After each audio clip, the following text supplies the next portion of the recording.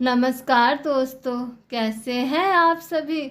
आइए आज हम भक्त ध्रुव की कहानी सुनते हैं। मनु के दो पुत्र थे, एक का नाम प्रियव्रत और दूसरे का नाम उत्तानपाद था। उत्तानपाद को राजा बनाया गया। उनकी दो रानियां थी, एक का नाम सुनीति और दूसरे का नाम सुरुचि था। दोनों रानियों के एक एक पुत्र था। बड़ी रानी सुनीति का पुत्र था ध्रुव और छोटी रानी सुरुचि का पुत्र था उत्तम। ध्रुव के पिता राजा उत्तानपाद अपनी छोटी रानी सुरुचि को बहुत चाहते थे। इस कारण राजा उनकी बात का बहुत मान रखते थे। वहीं सुनीति बहुत सीधी सादी और सरल स्वभाव की होने के कारण सदा भक्ति में लगी रहती थी। एक दिन राजा उत्तानपाद अपने राज सिंहासन पर विराजमान थे। तभी राजकुमार उत्तम उनके पास आया। राजा ने उसे गोद में बिठाया और उसके साथ खेलने लगे। कुछ समय के बाद ध्रुव भी वहां आया। वह भी पिता की गोद में बैठने की जिद करने लगा। यह देखकर रानी सुरुचि ने ध्रुव को डांटते हुए कहा, इस राज सिंहासन पर केवल मेरे गर्भ से जन्मा पुत्र ही बैठ सकता है। अगर तू इस राज सिंहासन पर बैठना चाहता है, भगवान की तपस्या कर, उन्हें प्रसन्न कर, फिर मेरे गर्भ से जन्म लेकर इस सिंहासन का हकदार बनकर दिखा। राजा उत्तानपाद को रानी की बात का बहुत बुरा लगा, परंतु स्त्री मोह के कारण वे कुछ कह न सके। यह सुनकर बालक ध्रुव रोते हुए अपनी माता के पास गए। सुनीति ने जब सारी बात सुनी तो उन्होंने रोते हुए अपने दुर्भाग्य को इसके लिए जिम्मेदार ठहराया। उन्होंने कहा, बेटा, इसमें तुम्हारी छोटी माता का कोई दोष नहीं है। यह सब भाग्य का खेल है। तुम भी उसी पिता की संतान हो जिस पिता के संतान उत्तम है। इसलिए किसी को दोष देने से अच्छा है इस दुख से बचने के लिए कमल नयन श्री हरि भगवान विष्णु की आराधना करो। उनके सिवा इस संसार में कोई भी तुम्हारे इस दुख को कम नहीं कर सकता। बालक ध्रुव उसी क्षण अपने पिता की नगरी को छोड़कर वन की ओर चल दिए। भगवान श्री हरि विष्णु की कृपा से रास्ते में उन्हें नारद जी के दर्शन हुए। नारद जी ने ध्रुव से वन जाने का कारण पूछा। ध्रुव ने उन्हें सारी बात बताई। तब नारद जी ने सोचा, यह छोटा सा बालक वन में डर जाएगा, इसलिए उन्होंने बालक ध्रुव को समझाकर घर भेजने का प्रयत्न किया। किंतु ध्रुव के दृढ़ निश्चय और निश्चल भक्ति के को देखकर नारद जी बहुत प्रभावित हुए। उन्होंने ध्रुव को ओम नमो भगवते वासुदेवाय मंत्र की दीक्षा दी।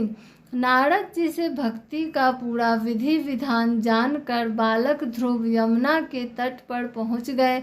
वहां उन्होंने यमुना में स्नान कर श्री हरि भगवान विष्णु का ध्यान कर पूजा की और नारद जी के बताए मंत्र का जाप करने लगे। पहले महीने में उन्होंने प्रत्येक तीसरे दिन फल ग्रहण कर उपवास किया। दूसरे महीने में 1 सप्ताह का उपवास रखकर फल ग्रहण किए। तीसरे महीने में 9 दिन और चौथा महीने में 12 दिन बाद फल ग्रहण करने के नियम का पालन किया। इसके बाद उनमें अलौकिक शक्ति का संचार हुआ। 5वें महीने में उन्होंने अपनी श्वास पर नियंत्रण पा लिया। बिना श्वास के वे मंत्र जाप करने लगे। 6ठे महीने से लगातार 5 वर्ष तक एक पैर पर तप करने लगे। जब भी भक्त ध्रुव अपना पैर बदलते तब धरती कांपने लगती। 5 वर्ष के बाद भगवान विष्णु ने ध्रुव को दर्शन दिए, किंतु बालक ध्रुव उन्हें देखकर अपनी सुध बुध भूल कर देखते रह गए। तब स्वयं श्री हरि जी ने अपने शंख से उनके गालों को छुआ। प्रभु के स्पर्श से भक्त ध्रुव के अंदर तत्व ज्ञान का प्रकाश हो गया। वे सभी विद्याओं में पारंगत हो गए।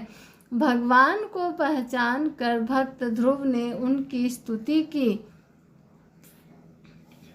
भगवान विष्णु ने प्रसन्न होकर भक्त ध्रुव को वरदान दिया और कहा, बेटा, इस संसार में अपने पिता के वानप्रस्थ के समय राजा बनकर राज कर, जब तुम्हारा अंतिम समय होगा तो मेरी कृपा से तुम ब्रह्मांड के केंद्र भूल धाम में विराजमान हो जाओगे, जिसकी सभी ग्रह, नक्षत्र और तारा मंडल प्रदक्षिणा करते हैं।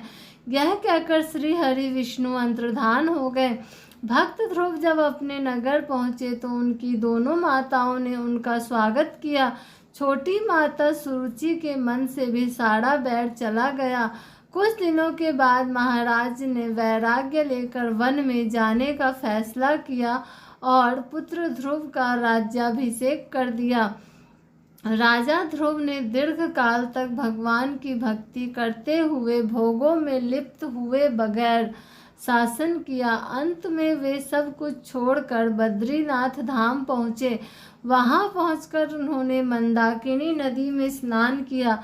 उसके बाद नदी के तट पर बैठकर भगवान विष्णु का ध्यान करने लगे।